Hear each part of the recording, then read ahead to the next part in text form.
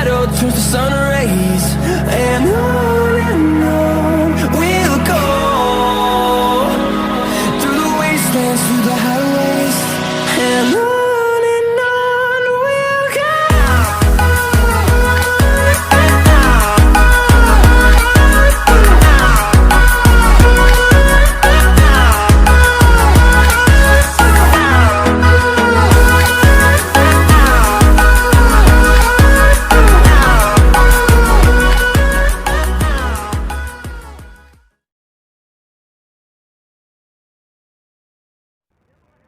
Istilah kontrak berasal dari bahasa Inggris kontrak dan dalam bahasa Belanda overeenkomst atau perjanjian.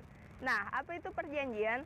Perjanjian adalah suatu hubungan hukum antara subjek hukum yang satu dengan subjek hukum yang lain, yang mana subjek hukum yang satu berhak atas prestasi dan subjek hukum yang lain berkewajiban untuk melaksanakan prestasi sesuai dengan yang telah disepakati.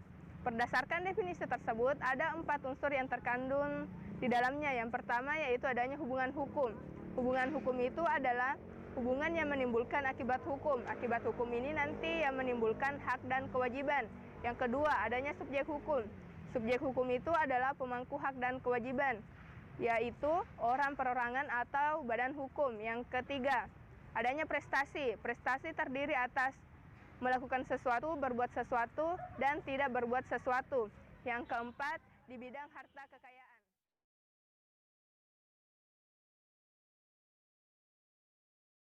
Kontrak berdasarkan sumber hukumnya.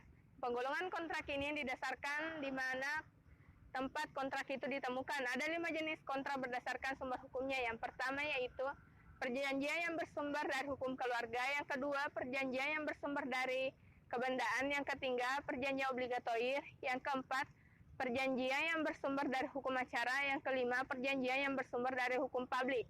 Selanjutnya, ada kontrak berdasarkan namanya. Berdasarkan pasal 13-19 KUH Perdata, ada 2 jenis kontrak berdasarkan namanya. Yang pertama yaitu kontrak nominas, yaitu kontrak yang sudah dikenal di dalam KUH Perdata. Contohnya yaitu jual beli, tukar menukar, sewa menyewa, dan lain sebagainya. Selanjutnya, kontrak innominat yaitu kontrak yang tumbuh dan berkembang di dalam masyarakat. Kontrak jenis ini belum dikenal di dalam KUH Perdata.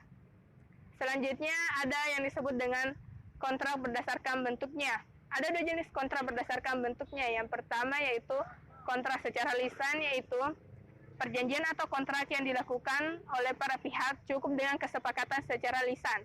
Yang kedua, perjanjian secara tertulis, yaitu perjanjian yang dibuat oleh para pihak dalam bentuk.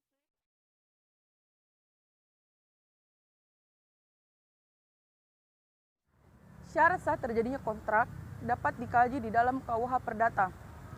Di dalam pasal 1320 KUH Perdata, ada 4 syarat terjadinya perjanjian. Yang pertama, adanya kesepakatan kedua belah pihak. Yang kedua, adanya kecakapan bertindak. Yang ketiga, adanya objek. Dan yang keempat, adanya kausa yang halal. Yang pertama, adanya kesepakatan kedua belah pihak. Kesepakatan diatur di dalam pasal 1320 ayat 1 KUH Perdata. Di sini, kesepakatan yang dimaksud adalah persesuaian pernyataan kehendak kepada satu orang atau lebih kepada pihak lainnya.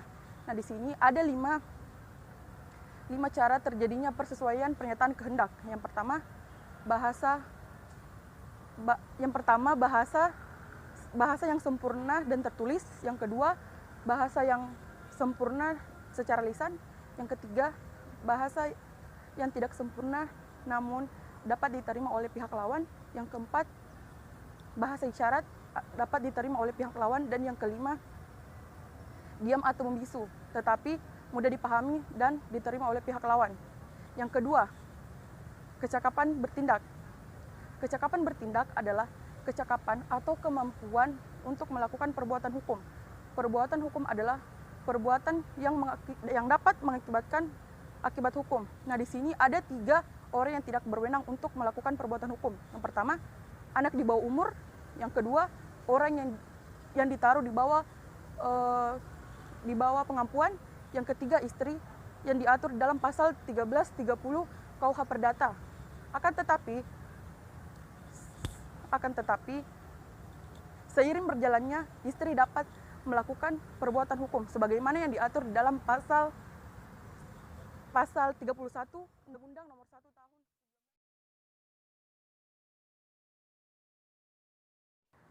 Yang pertama, teori pernyataan.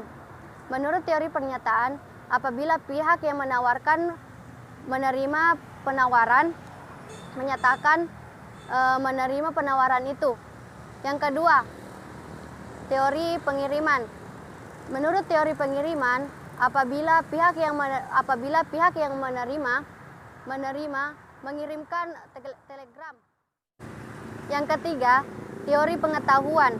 Menurut teori pengetahuan, kesepakatan terjadi apabila pihak yang menawarkan adanya penerimaan, tetapi pihak yang menawarkan belum diterima. Yang keempat yaitu teori penerimaan. Menurut teori penerimaan, kesepakatan terjadi apabila pihak yang menawarkan menerima langsung jawaban dari pihak lain.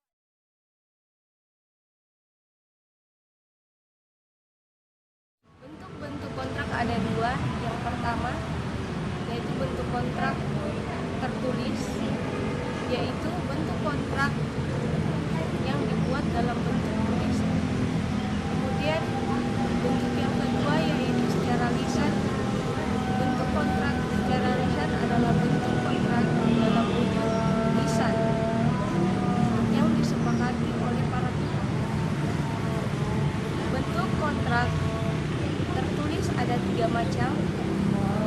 Yang pertama, bentuk kontrak tertulis yang ditandatangani oleh para pihak. Kemudian bentuk kontrak tertulis dengan sanksi notaris untuk melegalisir tanda tangan para pihak. Kemudian yang ketiga, bentuk kontrak di hadapan dan oleh notaris dalam bentuk akta notaris. Terima kasih.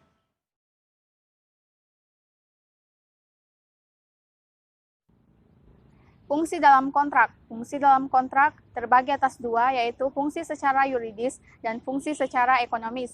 Fungsi secara yuridis yaitu memberikan kepastian hukum bagi para pihak. Kemudian yang kedua, fungsi secara ekonomis yaitu menggerakkan hak milik atau sumber daya dari penggunaan yang lebih rendah ke yang lebih tinggi.